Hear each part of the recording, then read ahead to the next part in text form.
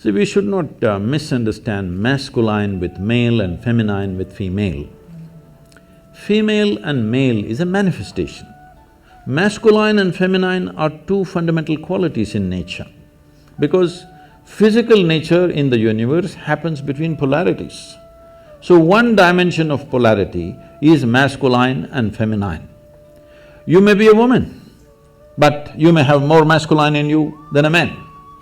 You may be a man, you may have much more feminine in you than most women. So the question is not about being male or female. Being male or female is just a biological manifestation. Masculine and feminine is the basic polarities, which is the basis of physical creation here. So, if you want to be a complete human being, it is very important both masculine and feminine are there within you in equal proportion. Only then you are a full-fledged human being, otherwise you are a skewed human being. In this skew, you will misunderstand everything. In this skew, you will become a very limited possibility of life. If you might have seen these images probably because of the yoga studios and other things in California. You will see in India, Adiyogi, or he is known as Shiva, he is seen as the ultimate man. He is the ultimate man not because he is a super macho, he is ultimate man because one half of him is a woman. Have you seen these images? One half is a very athletic man, another half is a full-fledged woman. So his body itself is one half man and one half woman. In yoga, this is called as Pingala and Ida, two dimensions of your energy within you.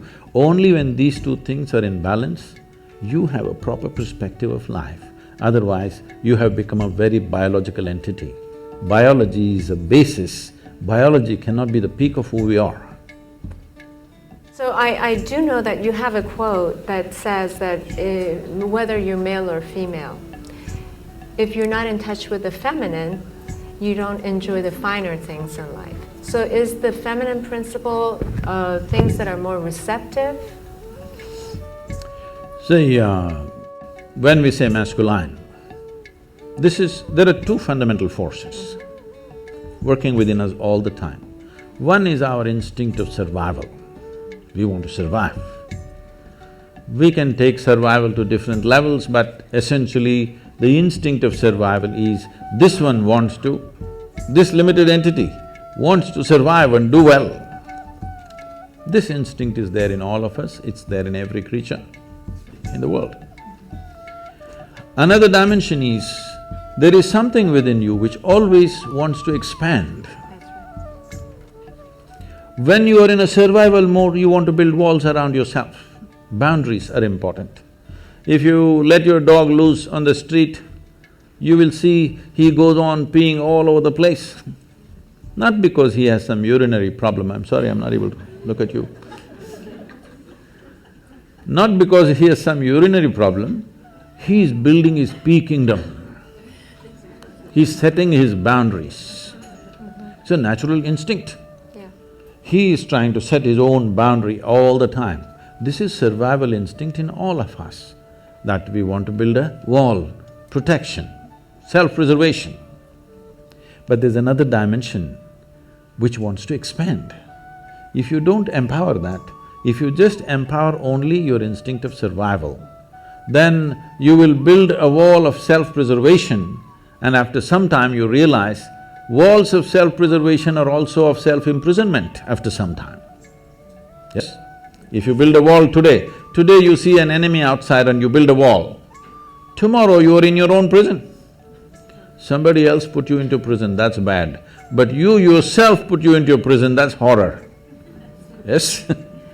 So the instinct of self-preservation has to be consciously balanced, otherwise we'll end up building walls and walls. Oh, I'm in California. This is so funny.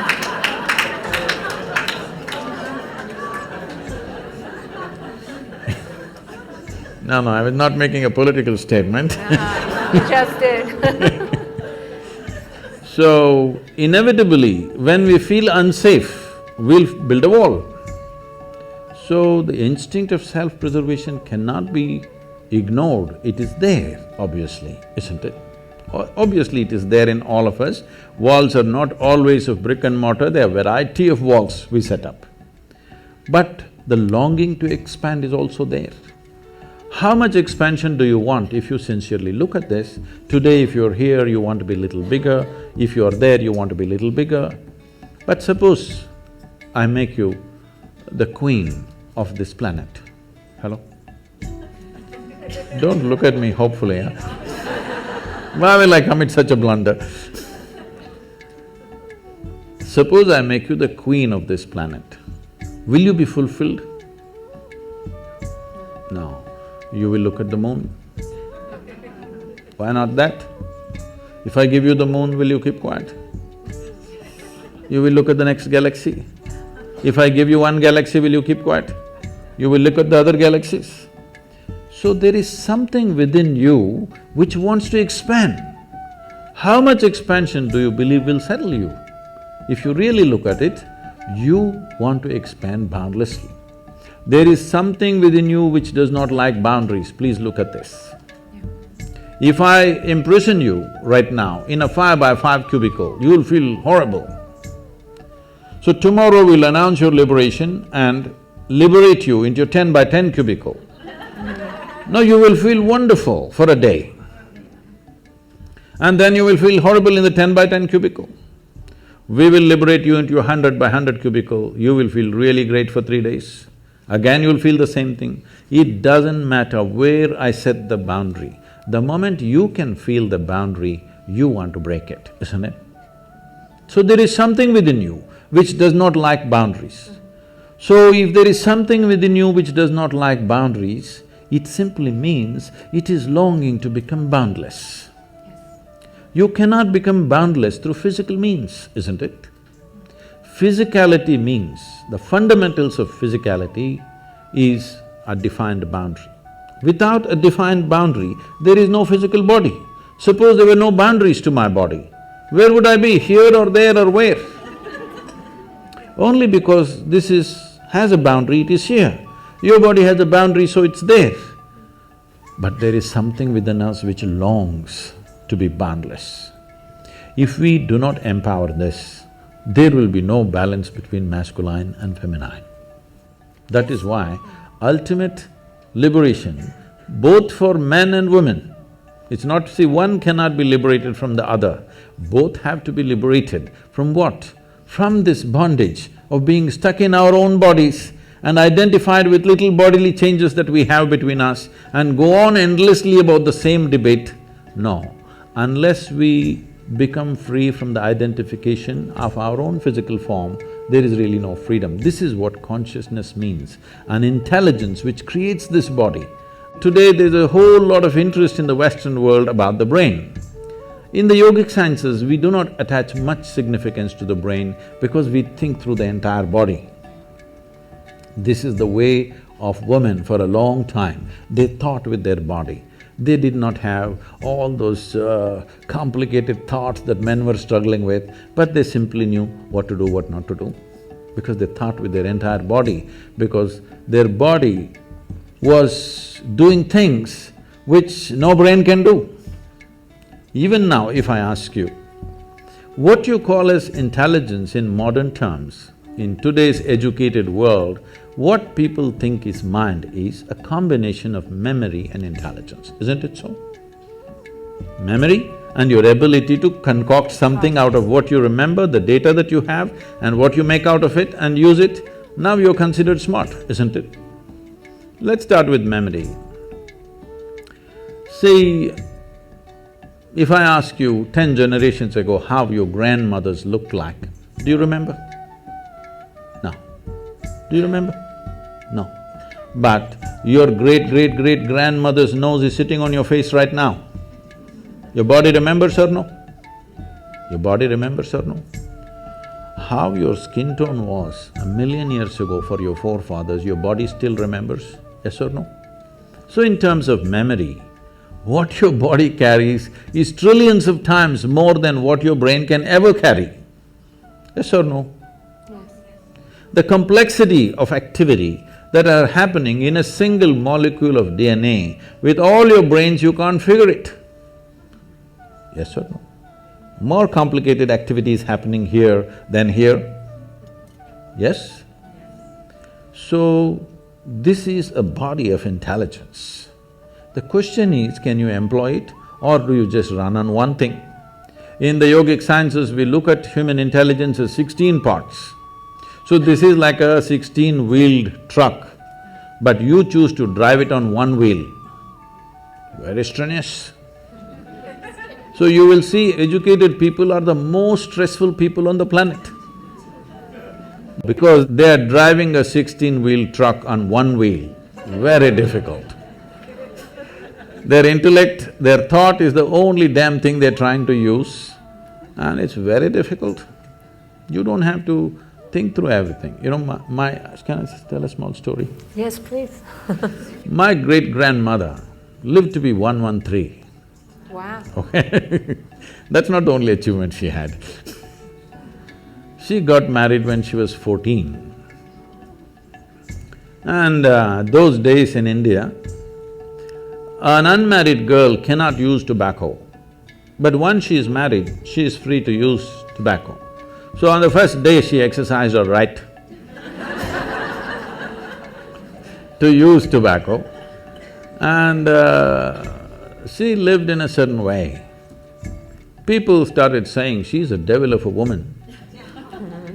Not because she did any harm to anybody, simply because if she laughed, the whole street shook.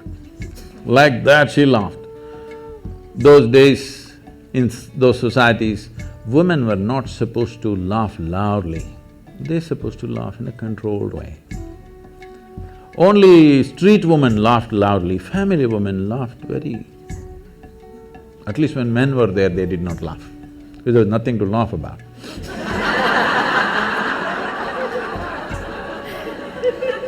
But she laughed in such a way that the whole street would shake if she laughed. So people said she laughs like a devil. Always, unfortunately, this is the whole thing. The devil is a laughing one, God is a dead serious one. It's your choice. So, she lived wild. Wild means, at the age of 67 or 68, she lost her husband. And then she decided, this is a very large land-owning family. So she moved out from the family and built a small temple with her own hands in somebody else's land.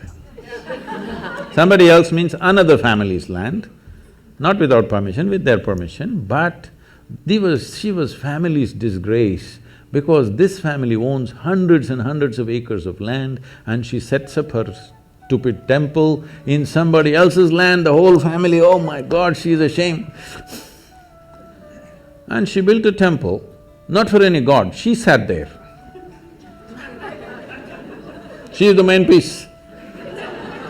No god, she just sat there and people started visiting her. And slowly, this following grew for her and she'll just live there. When we went there for vacation, she would come to see us. She was an incredible woman, she just captured me in a certain way simply because one thing, she laughed. Another thing, when I met her, she was over 100 years of age and her hair, full hair below her knees. She would leave her hair loose and dance like that. So I just liked… she was freaky. With her you could do anything, nothing was wrong. With everybody else is constantly trying to tell you what's right, what's wrong, what's right, what's wrong. With this one woman you could do what you want and she was fine. And sometimes, she would be crying and laughing at the same time. And I was, what's happening with you? Are you crazy? Everybody says you're crazy. Why are you crying and laughing at the same time? She would just burst into a hoot of laughter and say, someday you will know, and she would laugh. And I would see her like this. If they give her breakfast, she first goes and feeds the ants, then the sparrows, then the squirrels. Most of her breakfast is over in this. And people, self-appointed advisors, They come and say, you old woman, you just don't eat anything, you will die like this. All these advisors died, but she lived and lived. She buried her husband, her children, her grandchildren, some of her great-grandchildren, but she lived on. And many times I've seen her, after having fed the ants and everything, she would simply sit there, not even eating this little breakfast she has, tears flowing down her cheeks. And I would ask her, what's wrong with you? Because, I thought she's very emotional about the ants because I was 5, 6 years of age, I was going stamping the ants and she was so emotional, she never stopped me from even killing the ants, though she was feeding them. And then I asked, what's wrong with you, why? She said, she would say, I'm full. I don't know what the hell she was talking. It took me another 20 years to realize what she was talking about. So for me, she became the symbol of feminism for me. She was the ultimate woman because she fulfilled everything that she is expected to fulfill, but she was never a part of that nonsense. She was always beyond that. And this is because not you have great thoughts. Thoughts are very rudimentary stuff in human life. This must be understood, I'm sorry. Because I'm being introduced as a thought leader, I'm getting scared of that. See, thought is happening only from the limited data that you have gathered in your head, isn't it so?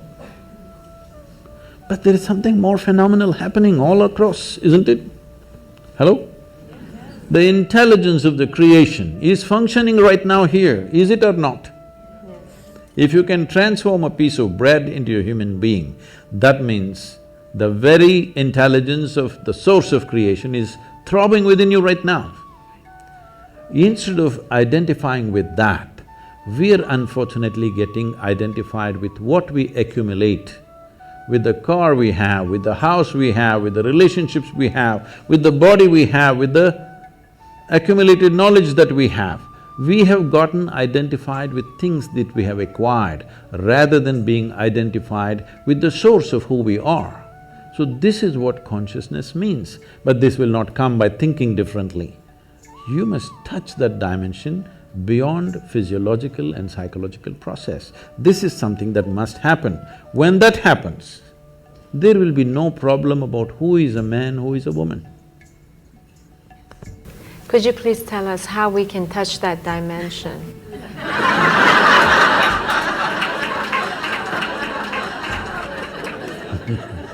We can start with a very simple process, which today tens of millions of people are practicing across the world. I brought this out because, when I was just about maybe 2.5 or around 2.5 years of age, my mother, her health was not good. So they sent me to my aunt's place who lived in my grandfather's house. My aunt was just married and she was only 18 years of age. She was that bubbly, joyful, loving human being that you can't stop her for a moment. And she took me in as her own and we became great friends. I was there for nearly 2 years maybe, but after that I came back to my parents, but I always developed that close relationship with her, not of an aunt, but we became buddies right through our life. Then a time came and her life went on like normal, marriage good, children cute, and the boy got educated and went somewhere and the girl got married as she wished and grandchildren came, everything wonderful. Then she got some ailment. Then she knew in the next 2 years she's gonna die, max 2 years. Then I saw this wonderful human being deteriorating into nothing. Total mess she became. This such a loving, joyful, exuberant human being that nobody could stop suddenly became a wreck. I just looked at her. I was into too much travels here and there, I tried to catch up with her, but nothing much could be done with her because she just shattered. I just looked at her and saw the only problem with her is She knew two things, her physiological structure and her psychological structure. She managed it well and kept herself loving, joyful, wonderful, everything. The moment she realized these two things are going to end, she's finished. She's just finished. You can't believe such a wonderful human being became so nasty and miserable and broken. At that time I thought, this is something that needs to happen. So we started what is called as, in Tamil Nadu, we started this Vurusuttu Anmikam. This means one drop spirituality. Everybody must have at least a drop of something which is beyond your body, which is beyond your mind, something within you which is not a concoction of your mind. A place to stand beyond physiological and psychological process must be there in every life. As a part of this, we launched what is called today being practiced by many people. Is anybody practicing Isha Kriya here? Yeah. This is a simple process.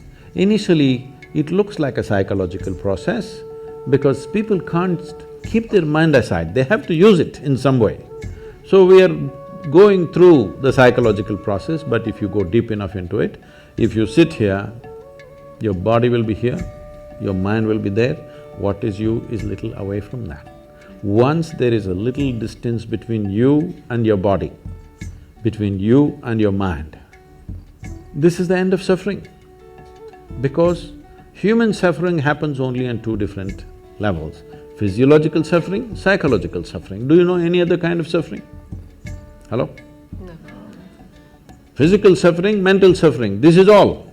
Once there is a distance between you and your body, between you and your mind, this is the end of suffering. This must happen to you not at the end of your life, at the very beginning of your life, because the fear of suffering is what has crippled humanity.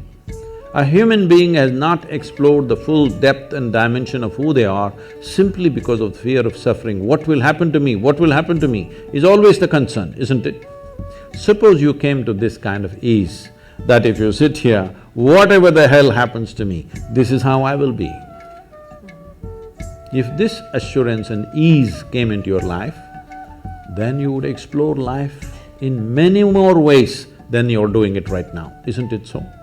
This needs to happen. If we want to unleash human genius on this planet, the fear of suffering has to go. For that to go, you must know something beyond your physiological and psychological structures. Absolutely.